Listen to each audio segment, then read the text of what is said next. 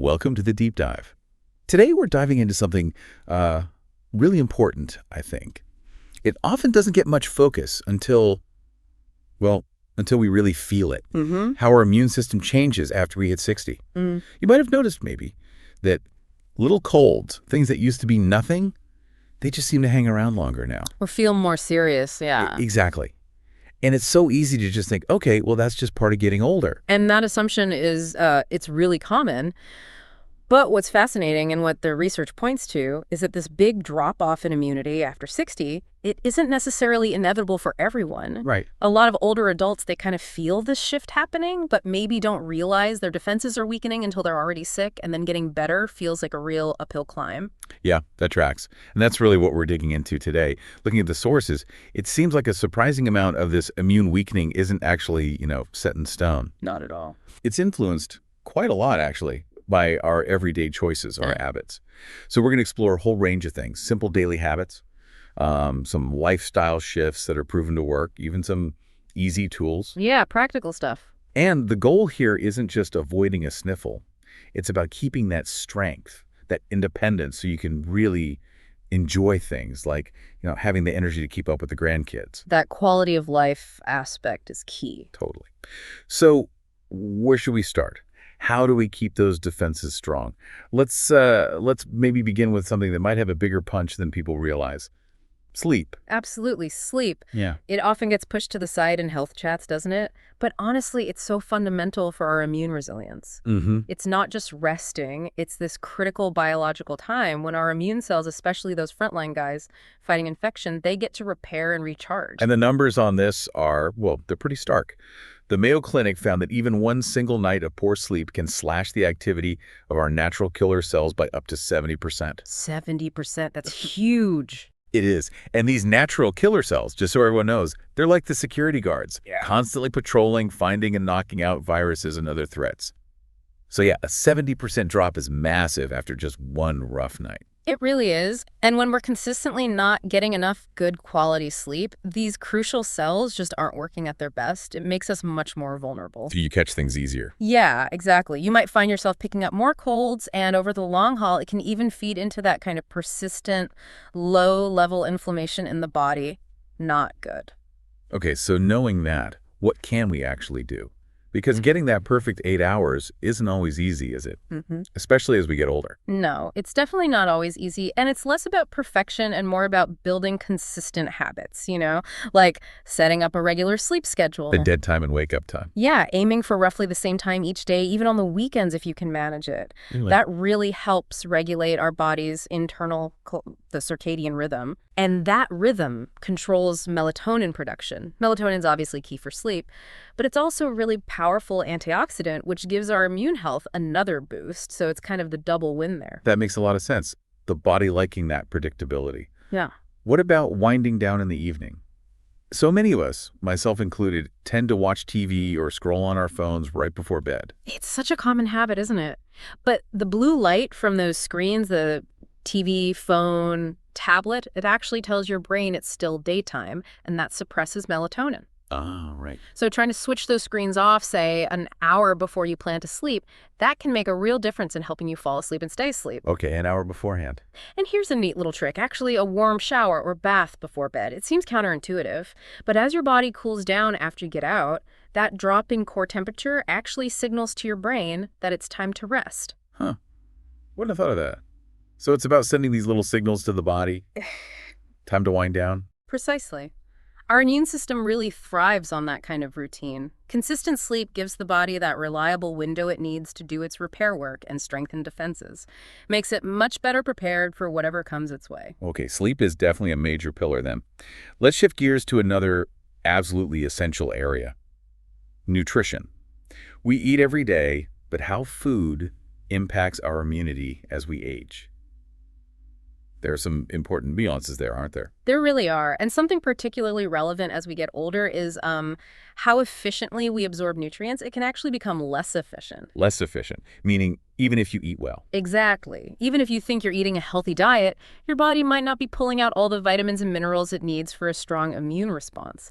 This can sometimes lead to these sort of hidden deficiencies. Hidden deficiencies like you wouldn't necessarily know. Right. You might just feel tired, maybe a bit achy, some brain fog, things you might just chalk up to getting older.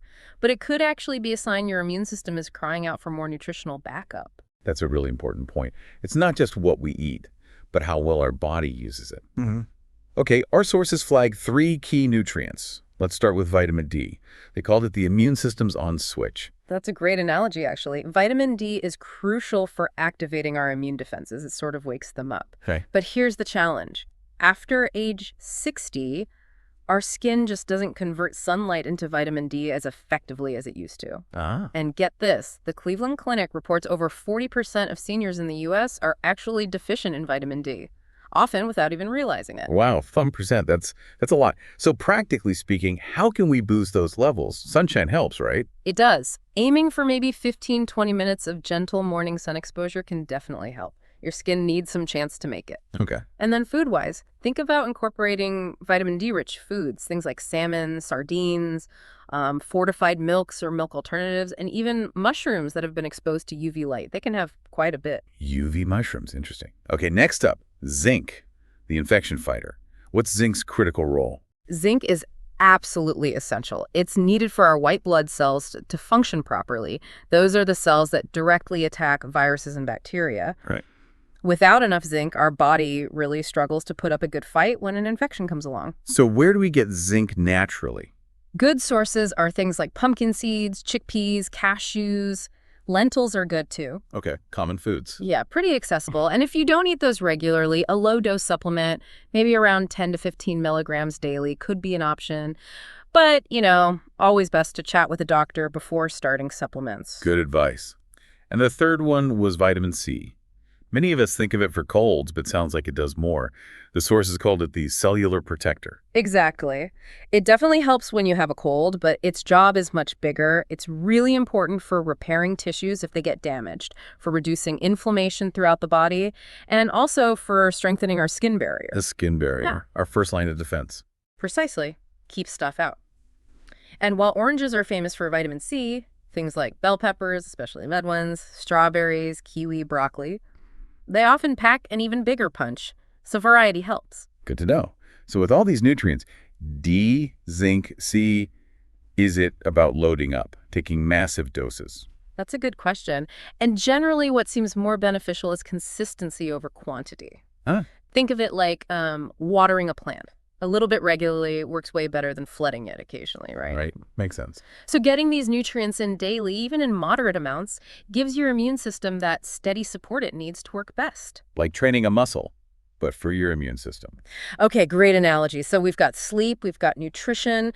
Let's talk about something super simple but maybe easily forgotten: water. Hydration. Yes. So easy to overlook. But the sources really hammered home its importance for our defenses. They did. And it's tricky because as we age, that sense of thirst, it can actually become less accurate. Really? Yeah. So you might actually be getting a bit dehydrated without even feeling thirsty. And this isn't just about, feeling parched. How does being hydrated specifically help our immune system? Well, water is crucial for a few things. It helps transport nutrients to all our cells, and it helps flush out waste products and toxins.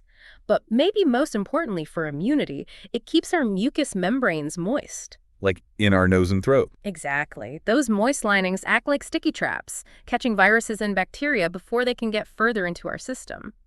If those membranes dry out because we're dehydrated, it gives germs a much easier way in, like leaving the door unlocked. Okay, that's a clear picture. Yeah. So what should we aim for? How much water daily? It's hard to keep track sometimes. A good general target is around 6 to 8 cups of water per day. You might need more if you're very active or if it's hot out. 6 to 8 cups. Okay. And remember, other fluids count too.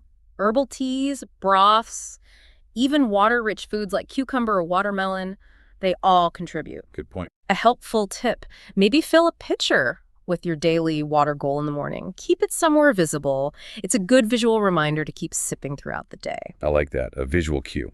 Okay, so our bodies are rested, nourished, hydrated. Excellent. Now, movement.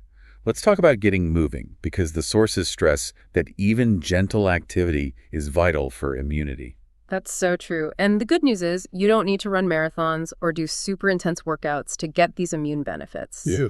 Just being sedentary for long periods, like lots of sitting, that actually slows down our lymphatic system. The lymphatic system, Yeah. that's like the body's waste removal system. Exactly. It clears out waste, but it also circulates those important white blood cells, the infection fighters. And unlike our blood circulation, which has the heart pumping it, The lymph system doesn't have a pump. right, it relies on us moving our muscles to keep things flowing. So regular physical activity, even gentle stuff, boosts the production of immune cells. It helps lower chronic inflammation, and it can even make vaccines work better. Really improves vaccine response. Yeah. That's interesting. So what kind of movement are we talking about? What's realistic for most people? Good question. Aiming for maybe 20 to 30 minutes of gentle activity most days of the week is a great goal. Okay. Like what? Could be walking, some stretching, maybe gardening, light yoga, Yeah. things you enjoy. Right. And if mobility is a challenge, there's still plenty of options. Doing ankle rolls or wrist circles while seated, marching gently in place, using resistance bands from a chair, Right. it all counts. So it's adaptable. Very adaptable. The main thing, again, is consistency over intensity. Just keep moving regularly. Plus, moving is a fantastic stress buster, which, as we'll get to, is huge for immunity. Absolutely. Okay, so even small bursts of regular movement make a difference. Now, let's dive into an area that might surprise some people as being linked to immunity. Our gut. Yeah, it's absolutely central. It's quite amazing, really. Around 70% of our immune system actually resides right there in our gut lining. 70%. Wow. Yeah. The lining of our digestive tract is packed with immune cells. They're constantly interacting with the trillions of microbes living there, our gut bacteria. This whole ecosystem plays a massive role in our overall immune function.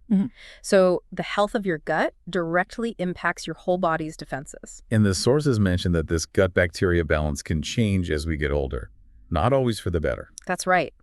That delicate balance between the good bugs and the potentially not so good bugs, the gut microbiome, it can get disrupted with age. What disrupts it? Well, things like certain medications, diets high in processed foods, even chronic stress can throw it off balance. This can lead to something called gut dysbiosis. Dysbiosis, meaning imbalance. Yeah, where the less helpful bacteria might start to take over. And that imbalance can trigger inflammation in the gut itself, cause digestive problems, and it can really confuse and weaken our immune system's response. Okay, so it's crucial to keep that gut balance happy. How do we do that? How can we support our gut health? Several good strategies. First, think prebiotics. These are foods that feed the good bacteria. Like fertilizer for the good guys. Exactly. Things like garlic, onions, asparagus, oats are great prebiotics. Then you have probiotics, foods that contain live beneficial bacteria. Yogurt, right. Yogurt with live cultures, yes.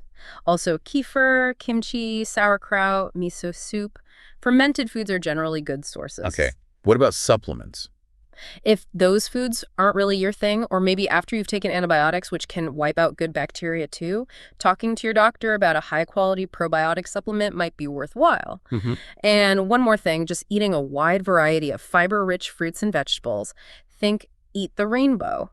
That diversity of fiber feeds a diverse and healthy range of gut microbes. Eat the Rambo. Got it. So feeding our gut right is fundamental. Yeah. Okay, let's tackle something that can seriously undermine all these efforts. Yeah. Stress. We all know stress isn't good for us, but its impact on immunity after 60 seems particularly potent. It's a connection we hear about a lot, right? Chronic stress weakens immunity. But the way it plays out, especially as we age, is really significant. How does it work biologically? When we're stressed, our body pumps out cortisol. Short term, that's fine, even helpful. But when stress is chronic, cortisol levels stay high for long periods. And high cortisol actually suppresses immune function. So it's not just a feeling, it's physically dampening our defenses. Absolutely. High cortisol can literally reduce the production of those infection-fighting cells we need. It can also weaken our protective barriers like the skin and the gut lining we just talked about, making it easier for germs to get in. Wow. And what's particularly insidious for seniors, perhaps, is that low-grade chronic stress. You know, the constant simmering worries about health or money or family. The day-to-day stuff. Exactly. It might not feel like intense, acute stress, but it creates this steady drip, drip, drip of cortisol that just gradually wears down our immune defenses over time. Your body's constantly in that low-level alert state. That's a really key distinction. It's not just the big crises, but the ongoing hum of worry. So how do we interrupt that? What are some simple, practical stress busters? Yeah, and aiming for a totally stress-free life is probably unrealistic, right? For sure. But building in small moments, simple mindfulness techniques can make a huge difference, like just taking 5 slow, deep breaths before you eat a meal. That simple act can shift your nervous system towards calm. 5 deep breaths. Or starting or ending your day with just a few quiet moments, maybe prayer or journaling or just sitting quietly. Even a short walk outside, getting some sunlight for 10 minutes. Fresh air helps. It really does. These small actions signal safety to your nervous system. They tell it, okay, you can stand down from high alert, and that allows the immune system to function better. Very accessible things. Yeah. Small moments that add up. Okay, we've covered a lot of ground: sleep, nutrition, hydration, movement, gut health, stress. But there's one final piece the sources really highlighted, something deeply human and maybe overlooked. Yeah. Connection. Social connection. Yes, it's such a powerful factor. As humans, we're wired for connection. Our immune systems actually know this. Loneliness isn't just a sad feeling. The body registers it as a kind of biological threat. A threat, like physically. Yeah. There was a UCLA study, for instance, that found social isolation can trigger an inflammatory response in the body similar to what happens with a physical injury. Wow, that's incredible. So our bodies literally react to being alone as if we're wounded. In a way, yes. And that chronic inflammation, potentially combined with higher cortisol from the stress of isolation, weakens our ability to fight off infections. Research shows seniors who lack strong social ties tend to be more prone to chronic illnesses and recover more slowly when they do get sick. But the flip side is also true, right? Connection is good for immunity. Absolutely. Positive relationships are like a powerful buffer. They help manage stress and directly support the immune system. Wow.